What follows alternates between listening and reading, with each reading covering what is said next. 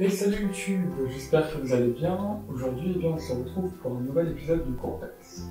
Au programme d'aujourd'hui, on va parler d'une technique révolutionnaire dans la compréhension de notre cerveau, j'ai nommé l'optogénétique.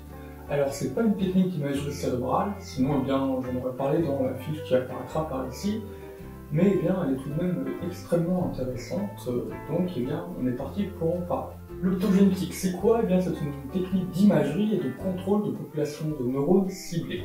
Alors, oui, j'ai bien dit de contrôle, et on va voir comment ça se passe un peu plus loin. Et pour ce faire, l'optogénétique va utiliser des outils venant de la génétique ainsi que de l'optique.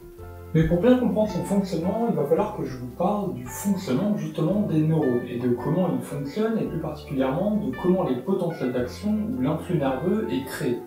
L'apparition du potentiel d'action va résulter d'une différence entre le potentiel membranaire du milieu interne du neurone avec celui du milieu externe. Et c'est ce qu'on appelle tout ça le potentiel membranaire. Le potentiel membranaire va donc résulter de la concentration des ions qui sont situés dans le milieu interne ou alors dans le milieu externe du neurone. Et pour faire ces changements entre justement de concentration entre le milieu interne et le milieu externe du neurone, il va y avoir des pompes ou alors des canaux dans la membrane du neurone et qui vont donc, entre grands guillemets, laisser passer certains ions. Si par exemple on a plus d'ions positifs à l'extérieur du neurone plutôt que par rapport à l'intérieur, dans ce cas-là, on va avoir un potentiel membranaire qui sera dit négatif. Et c'est exactement ce qui se passe au repos. Le neurone a un potentiel membranaire au repos qui est environ de moins 70 mV. Mais le potentiel membranaire n'est évidemment pas stable, c'est-à-dire qu'il va varier en fonction des échanges ioniques qu'il y aura entre le milieu interne et le milieu externe du neurone. Quand on a un potentiel membranaire qui devient positif, c'est-à-dire qu'il y a plus d'ions positifs à l'intérieur du neurone plutôt qu'à l'extérieur, dans ce cas-là, on va avoir la création, du moins l'apparition d'un potentiel d'action, c'est-à-dire l'influx nerveux qui se crée justement à ce moment-là. C'est ce qu'on appelle la dépolarisation. À la suite de la dépolarisation, on va avoir une phase de repolarisation, c'est-à-dire une phase où on va tenter, du moins le neurone va faire en sorte de retrouver un potentiel membranaire de repos. À la suite de la phase de repolarisation, on va avoir une phase d'hyperpolarisation. C'est une phase dans laquelle le potentiel membranaire va devenir plus négatif que lorsqu'il est au repos. Et en fait, l'idée, c'est que ça va permettre d'inhiber le neurone et ainsi, on va éviter que, il puisse décharger des potentiels d'action tout le temps. C'est une période de temps qui est assez longue en plus, donc voilà. C'est pour éviter également que le neurone devienne trop fatigué. Et la phase d'hyperpolarisation, elle va se finir de manière assez progressive, on va dire, et jusqu'à retrouver un niveau de repos. Et donc, comme je l'ai dit tout à l'heure, les changements de phase de l'état du neurone sont causés par des pompes ou alors des canaux ioniques qui vont permettre les échanges entre le milieu interne et le milieu externe du neurone et surtout que les ions puissent changer d'endroit. Mais revenons un peu maintenant à notre optogénétique. Pour mieux comprendre le cerveau, elle va contrôler, du moins elle va chercher à contrôler les neurones qu'elle veut cibler. Et pour ce faire, elle va le faire à sa guise, évidemment dans les limites de la physiologie, on est d'accord là-dessus. Et pour ce faire, elle va disposer de différents outils. On a tout d'abord les outils photochimiques. On retrouve des canaux ioniques qui vont dépendre de l'activité d'un ligand. On parle aussi de récepteurs, et ce duo va tout simplement s'appeler canal récepteur. Je vous l'avais dit, c'est tout ça. L'idée c'est quoi? C'est qu'à un moment donné, le capteur, le récepteur, va justement capter un signal. Ce signal, lui sera propre. Quand il va capter ce signal, le ligand, le récepteur, va donner un signal, entre grands guillemets, à la pompe, et cette pompe va justement pouvoir s'ouvrir et permettre ainsi les échanges ioniques entre le milieu interne et le milieu externe du neurone. L'idée des outils photochimiques serait alors de créer, de synthétiser des ligands qui soient bien sensibles à la lumière. Et ça, on sait le faire par quelques manipulations génétiques. Ces outils vont avoir une résolution temporelle de l'ordre de la milliseconde. C'est-à-dire qu'on va avoir une très faible latence entre le moment où on va émettre la lumière et le moment où on va avoir l'apparition d'une d'un potentiel d'action, du moins que le ligand va détecter quelque chose.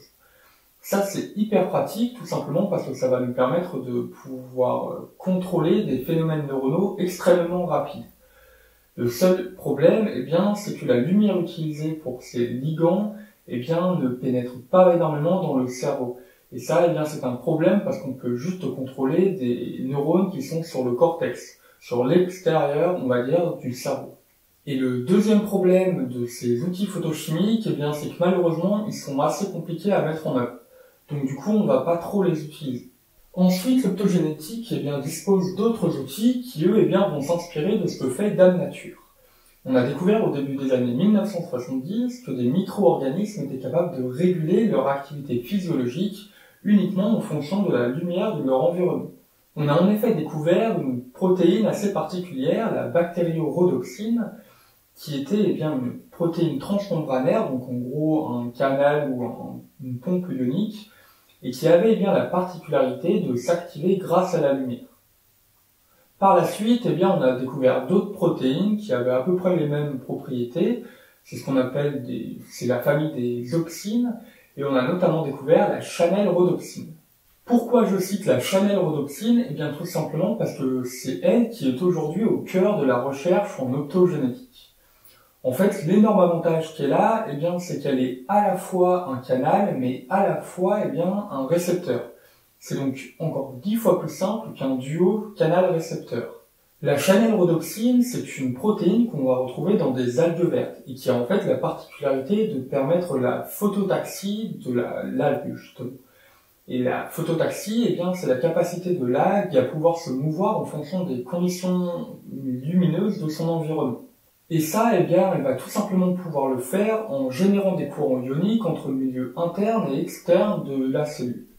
Et ça, c'est hyper intéressant dans notre problématique neuronale pour justement générer des dépolarisations.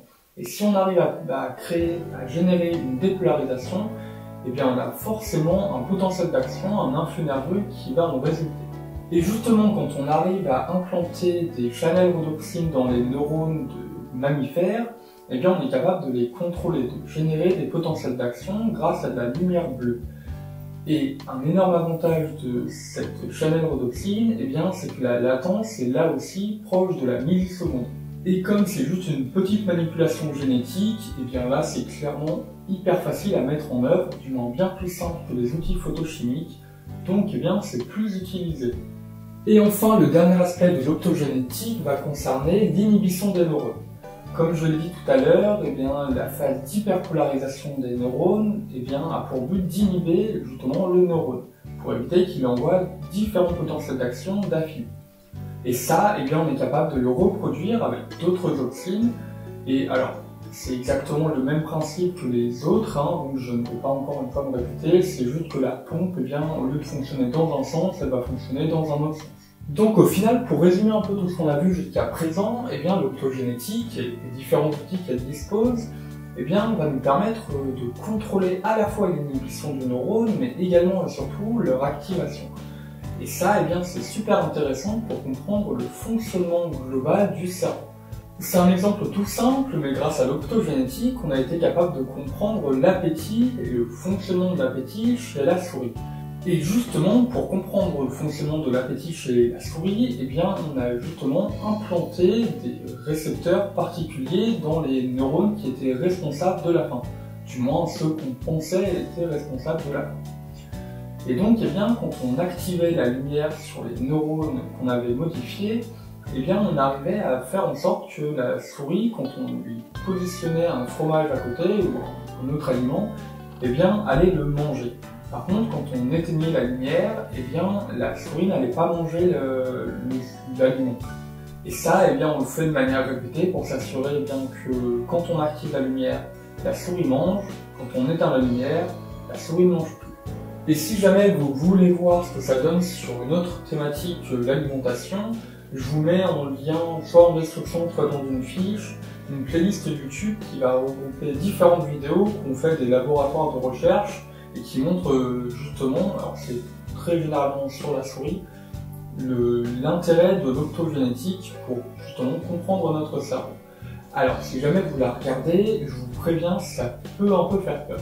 En fait, ce qu'on va voir, enfin, ce que vous verrez, eh bien, ce sont différentes vidéos où on contrôle le comportement d'une souris, simplement, en activant de la lumière.